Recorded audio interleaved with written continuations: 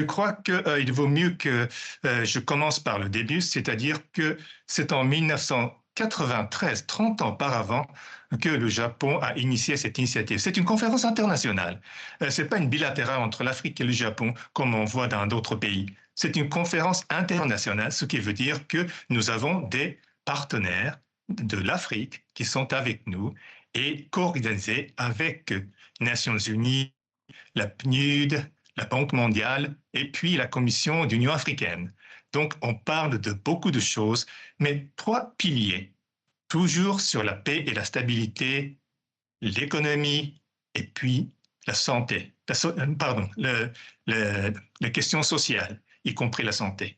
Donc, ça n'a pas changé depuis ces 30 ans, parce que ce sont des défis vraiment très importants pour l'Afrique et nous souhaiterions apporter notre contribution pour trouver une bonne solution avec nos partenaires. Vous avez évoqué certains des secteurs prioritaires. Comment les sélectionnez-vous et quels sont les principaux pays dans lesquels vous opérez? Vous savez, l'atout du Japon, c'est le savoir-faire. Et avec le savoir-faire, nous pouvons aider pour la formation, nous pouvons aider pour la capacité, la capacité, et également nous pouvons vous aider pour l'éducation, la santé et tout. Et tout en mettant en bonne coopération avec la technologie que nous avons, nous, voulons dire également les privés. Et les pays que nous coopérons, c'est quand on regarde par exemple des coopérations sur l'agriculture, ça s'étend de 35 pays, 39 pays. Et donc, dans tous les pays que nous avons les relations, nous avons quelque chose avec eux. Et si on voit un peu les affaires se fait à travers des pays que nous trouvons à l'est du continent, et parce que la connectivité et puis le fait qu'ils sont fait face à l'océan Indien nous permet, pour nous, je voulais dire pour les privés, permet d'avoir un accès plus direct. Il y a un projet en particulier déjà réalisé grâce à l'expertise japonaise dont vous êtes particulièrement fier. Oh, il y en a plusieurs, mais fier veut dire que ça s'étend de plusieurs années. Et donc, si je regarde ces 30 ans, il y en a un qui a commencé dans le début des années 2000 et qui reste toujours quelque chose d'intéressant. Et il y a plusieurs pays qui maintenant est en train de travailler avec nous pour ça. Et c'est une nouvelle sorte de riz pour l'Afrique. Nous avons cultivé une nouvelle espèce de riz en Asie. Et basant sur cette expérience, nous avons voulu avoir une sorte d'hybride en espèce de riz qui pourrait être plus important en termes de production, en termes de nutrition pour l'Afrique. Et nous avons désigné ce nouveau type de riz Nerica. La jeunesse africaine, c'est un atout, mais c'est aussi un défi. Quelles initiatives concrètes la TICAD soutient-elle pour favoriser l'emploi des jeunes et l'entrepreneuriat sur le continent?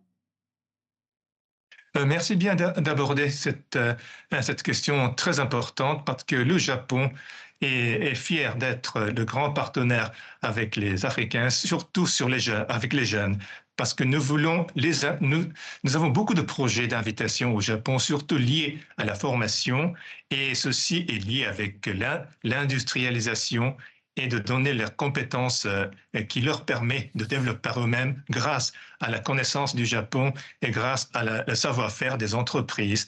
Et nous avons beaucoup de former encore les jeunes.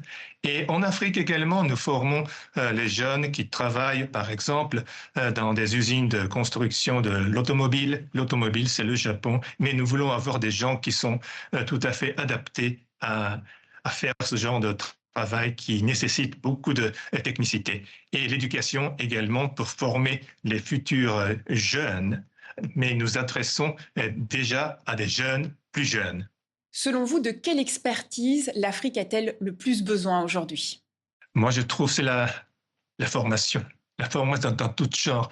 Et par exemple, l'utilisation de la nouvelle technologie par le leapfrogging, comme disent les Anglais, est vraiment très ancré dans la société de l'Afrique. Et maintenant, les agriculteurs utilisent leur téléphone mobile pour recevoir des revenus. Et nous voulons avancer davantage à ce genre d'utilisation pour qu'ils puissent être encore plus capables d'utiliser cette technologie de pointe qui leur est nécessaire. Et ceci dit, je crois que le Japon pourrait éventuellement continuer à travailler, à former les gens qui sont beaucoup plus familiers pour les informations digitales ou bien cette et artificial intelligence également. Donc, L'intelligence c'est dans cet artificielle, oui. aspect-là que nous comprenons le futur de l'Afrique. La Chine est très présente en Afrique. Comment se différencie l'approche du Japon de celle de la Chine, mais aussi de celle des États-Unis ou de l'Union européenne? Le Japon a toujours à faire le focus pour la formation, la personne, l'éducation, santé. C'était toujours l'être humain qui est au centre de notre intérêt. Donc, les choses que nous faisons, c'est quelque chose qui fait développer davantage les jeunes, les plus jeunes, et les gens qui veulent avoir de l'emploi, et les femmes également. Tout ce genre de choses est considéré par le Japon comme étant prioritaire. Et donc, si vous voulez différencier avec toutes les initiatives, faire le focus pour la formation et les gens, et vous savez peut-être la réponse. Le Japon met en avant une coopération sans conditions politiques. Est-ce que cela veut dire que la TICAD évite les questions de gouvernance ou de droits humains? Cela ne veut pas dire que nous ne travaillons pas sur cette affaire. Vous savez, nous avons la paix et la stabilité. La paix et la stabilité est toujours un pilier et que le Japon nécessite. Et sur ceci, nous avons des choses à travailler ensemble et nous avons notre vision sur la gouvernance et le droit. Donc, c'est également quelque chose que nous travaillons ensemble avec les pays africains pour qu'ils puissent guider eux-mêmes dans les bonnes directions et nous sommes là pour les aider.